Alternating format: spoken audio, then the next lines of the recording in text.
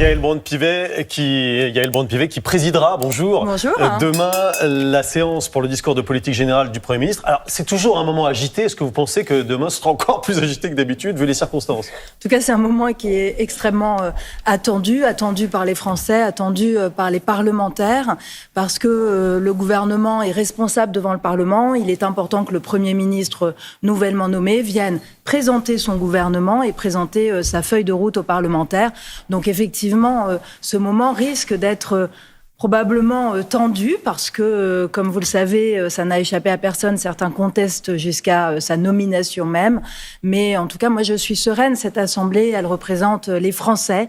Et moi, je suis convaincue que nous allons vivre un jour et puis des moments importants à l'Assemblée. On l'espère. En tout cas, ce qui est attendu surtout, ce sont les annonces sur les impôts. Vous êtes favorable, vous, à des hausses d'impôts pour ceux qui gagnent beaucoup et pour les grandes entreprises ? Alors moi, je suis d'abord favorable à ce que nous fassions un effort commun pour que le budget de notre pays soit davantage à l'équilibre et que nous réduisons ainsi notre dette, que nous arrêtions de la creuser. Pour ce faire, il faut évidemment travailler sur les dépenses. J'ai toujours dit que je n'étais pas opposée à ce que nous travaillions sur les recettes à partir du moment où les Français ont la perception d'un effort partagé. Et donc, regardez plus d'équité fiscale, regardez s'il y a des niches fiscales qui sont inopportunes ou inefficaces. Je crois que c'est ce qu'il faut faire. Maintenant, il ne faut pas toucher à nos trajectoires et surtout, ne pas casser la croissance. C'est fondamental parce que la croissance, c'est elle qui était créatrice d'emplois et c'est donc la première pourvoyeuse du pouvoir d'achat des Français. Alors, on sent que c'est un point de vue qui ne fait pas l'unanimité dans votre camp. On a entendu hier Gérald Darmanin qui a dit qu'il ne soutiendrait pas un gouvernement qui annoncerait des hausses d'impôts dans le vote sur le budget. Il y a une tribune aussi qui a été publiée hier par 27 parlementaires, dont certains qui sont très très en avant, Sylvain Maillard par exemple, qui refuse aussi ces hausses d'impôts. Est-ce que votre camp est en train de se déchirer sur cette question ? Absolument pas, mais vous savez, moi je suis présidente de l'Assemblée nationale. Que fait-on à l'Assemblée nationale ? On débat, on délibère, on discute, on échange des arguments. Et que serions-nous si nous étions des parlementaires qui ne réfléchissions pas et qui ne seraient pas capables d'évoluer ? Donc moi, ce que je crois, c'est qu'il faut que ce débat ait lieu. Quelles sont la meilleure façon et les meilleures pistes à explorer pour pouvoir réduire notre déficit, rétablir un budget de l'État à l'équilibre ? Donc discutons-en, regardons cela à l'intérieur de ma famille politique et plus largement au Parlement. C'est à ça que nous servons. Ça sera une discussion animée, on l'imagine en tout cas. Est-ce que malgré tout, vous pensez que le budget pourra être adopté dans les délais ? On sait qu'ils sont extrêmement courts. Alors les délais sont très courts, ce sont des délais constitutionnels et donc nous devons les respecter, c'est le devoir de l'exécutif et le devoir du Parlement.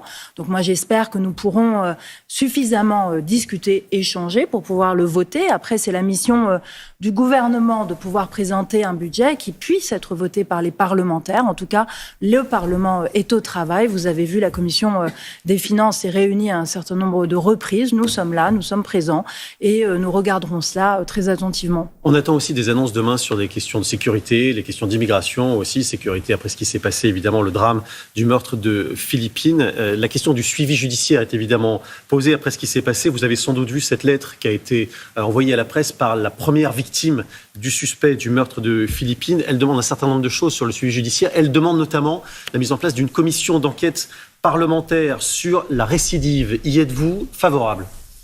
Alors, écoutez, ce sera au Parlement d'en décider. Je n'ai pas vu ce courrier, donc je suis désolée, je ne peux pas le commenter. C'est une lettre qui est poignante, qui est déchirante, où elle dit, voilà, manifestement, il y a un problème et il faut une commission d'enquête. Est-ce que sur le principe, vous dites, oui, bien sûr, il faut écouter cette voix ? Le Parlement est là pour, d'une part, légiférer, c'est sa mission essentielle, mais une autre mission essentielle du Parlement, c'est de contrôler l'action du gouvernement. Donc, regardez si les lois que nous avons adoptées sont efficaces, si elles atteignent leur objectif et s'il ne faut pas les améliorer ou les modifier. Et elles le sont de votre point de vue ? Donc, il faudra regarder si le Parlement pense qu'une commission d'enquête est utile. Allons-y. Moi, je n'y suis pas opposée par principe parce qu'il faut toujours regarder si nous faisons bien et si les lois, vous savez, la société évolue, les situations changent et donc les lois ne doivent pas être figées dans le temps, elles doivent évoluer également. Donc il faudra regarder tout cela. Après, il faut faire évoluer. Est-ce qu'il faut faire évoluer les lois sur ces sujets, comme le souhaite Bruno Retailleau ? On voit bien cette polémique qui est en train de monter. Alors oui, mais faisons très attention parce que faire évoluer les lois, oui, évidemment, si elles n'atteignent pas les objectifs qu'on leur a assignés. Mais en revanche, il ne faut pas toucher à nos lois fondamentales. Moi, j'ai été assez inquiète hier lorsque j'ai vu les déclarations du ministre de l'Intérieur lorsqu'il dit l'état de droit est ni intangible ni sacré. Il faut savoir que l'état de droit, c'est ce qui protège nos concitoyens. L'état de droit, c'est le principe de séparation des pouvoirs entre l'exécutif, le législatif et le judiciaire. L'état de droit, c'est l'égalité de tous devant la loi. L'état de droit, c'est la hiérarchie des normes, c'est-à-dire qu'un ministre ne peut pas prendre toutes les dispositions qu'il le souhaite. La Constitution fixe le champ entre ce que peut faire le ministre et ce que peut faire et ce que doit faire le Parlement. Moi, je crois que lorsque la situation est tendue, lorsqu'il y a des crises, il ne faut surtout pas remettre en cause l'état de droit.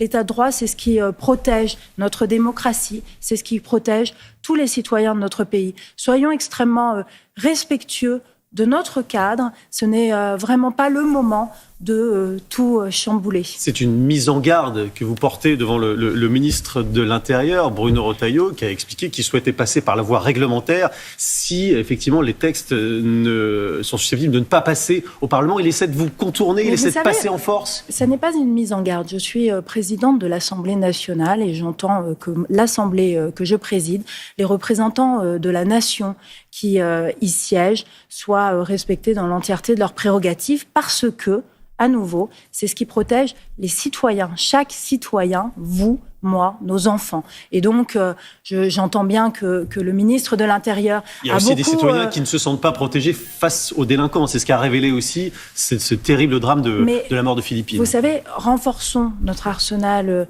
juridique, renforçons l'application de nos règles, mais ne contournons pas pour ce faire ces mêmes règles. Vous savez, c'est ça, justement, l'état de droit. Et donc, oui, travaillons. Vous savez, moi, je suis spécialisée sur les questions de sécurité et de justice. J'ai présidé la commission des lois à l'Assemblée nationale pendant 5 ans. Qu'il y ait un problème sur l'exécution des peines, qu'il y ait un problème sur les questions d'exécution des invitations, des obligations de quitter le territoire, ça me paraît être une réalité, une évidence. Ouais. Mais est-ce qu'il faut l'expulsion pour le régler, il faut regarder les choses froidement, calmement, et les regarder avec les règles et les principes qui sont les nôtres et qui nous ont précédés et qui nous succéderont. De façon très concrète, est-ce qu'il faut par exemple l'expulsion systématique des délinquants étrangers quand ils ont purgé leur peine? On les renvoie dans leur pays. Alors vous savez, aujourd'hui, on expulse déjà la plupart du temps les délinquants lorsqu'ils ont purgé leur peine. Et on voit bien qu'il y a un gros travail qui est fait entre les autorités judiciaires et les autorités de police. C'était le cas ici dans le sens où cette personne a été placée dans un centre de rétention pour être expulsée. Malheureusement, cela n'a pas été possible, mais la procédure, d'une façon générale, avait été faite pour cela. Et effectivement, il faudra regarder froidement qu'est-ce qui n'a pas marché dans ce cas précis. Il faut toujours regarder cela. Il faut toujours essayer de faire mieux. Il faut évoquer aussi la situation au Proche-Orient parce qu'on voit qu'elle a des répercussions ici en France dans le débat politique, notamment sur un point. Vous avez entendu Jean-Luc Mélenchon dire que le ministre des Affaires européennes, Benjamin Haddad, était acquis à la politique de M. Netanyahou. Et la porte-parole du gouvernement, Maud Bréjon, a dit qu'elle y entendait des sous-entendus nauséabonds, pour ne pas dire antisémites. Est-ce que ces sous-entendus, vous les entendez aussi de la même façon que la porte-parole du gouvernement? Et moi, je suis lassée des sous-entendus de Jean-Luc Mélenchon et surtout lorsqu'il porte sur cette question. Donc, j'ai décidé depuis longtemps de ne plus commenter ses propos. Et est-ce que le monde est plus sûr aujourd'hui après la mort d'Hassan Nasrallah, comme le dit Israël, ou pas, de votre point de vue? Et de mon point de vue, le Hezbollah est coupable de nombreux crimes, de nombreuses attaques terroristes. Nous avons été, nous, les Français, touchés dans notre chair. Le combat contre le terrorisme doit tous nous réunir aujourd'hui. Merci beaucoup, Pivet, invité des 4V. Et puis bon courage pour la séance de demain qui va être agitée. Merci à vous.